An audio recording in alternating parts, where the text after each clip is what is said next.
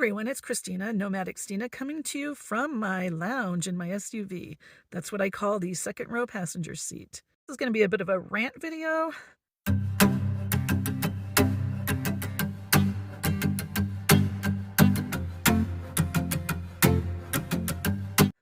So I'm in Lovell Canyon, and I got here on a Saturday, and a lot of the good sites were taken, but I got here early enough. I did find somewhere to camp, and the place I'm in is really one campsite. It's just a little pull-off on one of the first forest roads. They call them forest roads, even though it's not really forest, it's high desert. I had driven in quite a few miles into Lovell Canyon and didn't find anything. There were places I technically could have camped, but I felt they were too close to other campers. Because, that's camping protocol. You don't camp right on top of somebody else, especially when you're boondocking. It's just, it's just not a good thing to do. And yeah, it's public land, but I think we need to respect each other's space. I wanted cell signal. That's why I came back near the entrance, went up a forest road, and found this site. And it's a nice site. And I'm definitely was only going to stay here one day anyway. It sounded like somebody parked right in front of me. I thought, no, surely they didn't. So I opened my car door and saw 10 feet in front of me, there's somebody camping. Pulled up and parked their car. Now, I consider what I'm in kind of like an RV park pull-through site. It's not a very big area. And it's going to be a friggin', pardon my language, pain in the ass if I have to back out of this site. It's really meant for one person to camp, and it's not meant for multiple people to camp in this little tiny area. But they decided to park there. I wasn't going to say anything. I was just going to sit here and stew. But I thought I heard two voices, one of which was a woman, so I thought I'll just say something. So I opened my door and said, I'm sorry, but you're going to block me in if you park there. And then, okay, to be fair, the guy kind of apologized, and he said, well, we had scouted it out, and it looked like you could get out. I guess he expects me to back out. But then he did offer to move, and then I felt guilty, and I was like, well, are you going to be there all day tomorrow? Because I'm going to leave fairly early. And he's like, well, we're going to leave around 9. And I said, okay, so it's dark. Why don't you stay? But if I have trouble backing out, then I'm going to honk at you in the morning. Because, I really don't want to back out of this campsite. First of all, I'm going to have to curve and go up a hill. And yeah, I'm in the SUV with 4-wheel drive or continuous 4-wheel drive, all-wheel drive, whatever you want to call it. I can probably get out of here. But I was just pissed, and that's why I'm doing this rant video. For God's sake, if you're going to go boondocking, don't park 10 feet away from somebody in front of them so they can't get out. That's just rude. And yes, it's public land. I can't stop them from being there. But it is dark, and that's why I felt guilty. If it had been daytime, hell, I probably would have just moved. So what do you think? Am I being unreasonable? In the morning, I'll probably get out and try to take pictures and show you. One of the reasons I'm agitated is the bathroom. I'm going to have to be really careful when I open my 2 doors and drape a blanket over there and use my pecan. And hopefully I won't have to do number 2 tomorrow. Hopefully I won't have to take a crap because, I'm not going to be able to put my toilet bucket out if there's somebody parked 10 feet away. It's really, really close. I did not really sleep last night. I don't know if I was just keyed up from driving, from the annoyance of having somebody park close to me, or from the fact that I got so much rest and lots of sleep in quartzsite. Maybe the latter.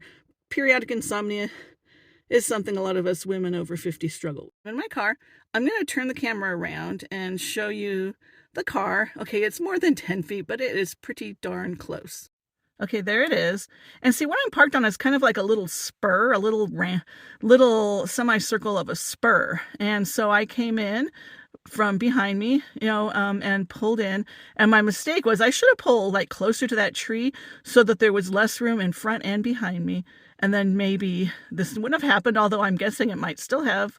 In the light of day, I will be able to back out pretty easily. So it's not nearly as bad as I thought. There is a slope, which is annoying, but I can back right out of here. But see, that's the main dirt road that everybody went up last night. God, I'm thinking there were lots of people with camps who went to town, to Vegas or something, and just got back at night. Surely people weren't scouting, that many people scouting from campsite on a crappy road like this in dark. I don't know, though. And then there's this site. It's not really a side road because it's blocked off over here by rocks. I think it used to be a side road, and people used to camp up there, but they put the boulders, so now you can't camp up there. I said I consider this an RV pull-through. I mean, what if I'd gone closer to the tree and somebody blocked me in from front and behind? That would have been fun. Hopefully they didn't see me doing anything potty-like. I pulled both of my doors open and squatted on my bucket. It's about 7:20 in the morning. It's below 32. My phone was saying 31. I don't know how accurate that is. It's probably measuring Mountain Springs. I don't know where the weather station is. Butane doesn't vaporize below 32.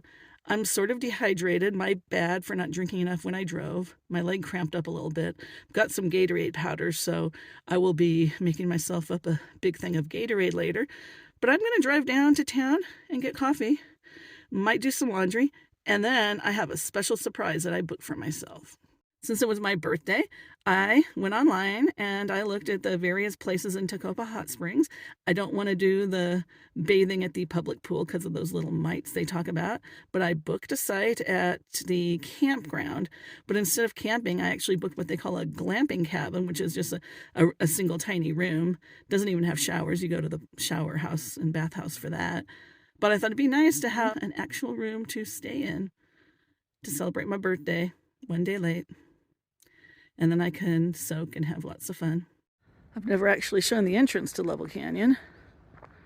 This sign says Sky Mountain Ranch 12 miles, Trout Canyon 22. Not sure about Sky Mountain Ranch, but Trout Canyon, I read, is a small unincorporated community accessed down a dirt road. So I think this paved road ends. Well, I'll have to check it out sometime. And then the entrance to Lovell Canyon.